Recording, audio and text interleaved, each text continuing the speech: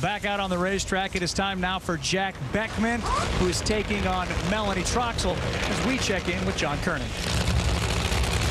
There's Jason McCullough getting the spark plugs, checking them as Larry Dixon's crew gets his dragster ready for his semifinal matchup with Sean Langdon and Larry in 81 and then in 83 as the heat goes up. I mean, you've got a great dragster today, don't you? For the last 2 rounds we did, we're able to get the win lights, but as you go further in eliminations, you run into tougher cars. So go up against Langdon this time. We'll go up there, do the best we can, and hope it's enough.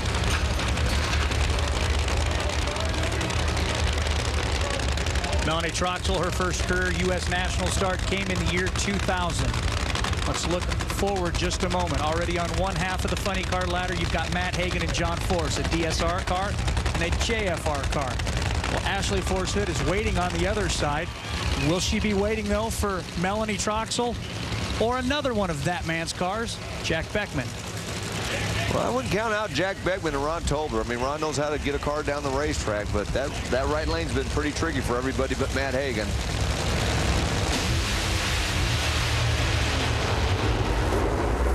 And Jack Beckman. And the stage is set. It's DSR versus John Force Racing on both sides of the ladder. Beckman gets the win, 420, 294. Ron Capps is happy, with, of course, the exception of him being on the trailer already. Well, watch Melanie in the left-hand lane. She had the lane choice and got the car to launch, but then it spun the tires, whoa, right about 330. Got a little bit sideways there. I think Jack got a little bit of a break. It looked like they tried to soften up through the middle. It definitely put a cylinder out and slowed the car down, but it was still good enough to get them to the semifinals. Here are the semifinal matchups where Hagan will hold the lane choice over John Force. Meanwhile, on the other side, John's daughter Ashley picks the lane. As John Force Racing now, with these 2 round wins, Gary Gerald has amassed an amazing 1,900 round wins. Wow, that's a pretty stout number right there, Dave. With John Force, of course, here at the top end of the racetrack. You got Matt Hagan coming up. He's going to have lane choice. Is that important to you, or is that of non-importance? Well, you never want to say lane choice isn't. Anything could happen, but he outran me in that right lane.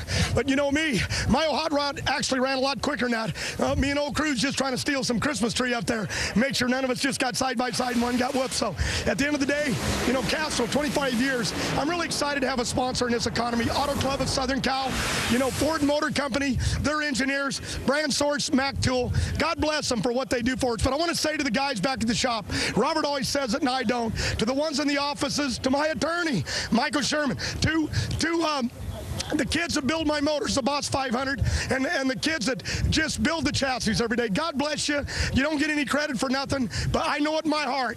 And we're going to try to get you Indy. If we don't, we'll come back. We'll try to get Charlotte. And Dave, it's interesting. You mentioned that the one time that Cruz Pedregon beat John here at Indy, 1992, John admitted very much on his mind. Said, don't want that to happen again. And you know what, John Force said lane choice doesn't matter. That's because he doesn't have it. Let's take a look at wins by lane so far in Funny Car today. 8-4, yeah, it doesn't matter. But hey, Matt Hagan, that was the run of the round without a doubt. A 411 in a lane that pretty much nobody could get down. Well,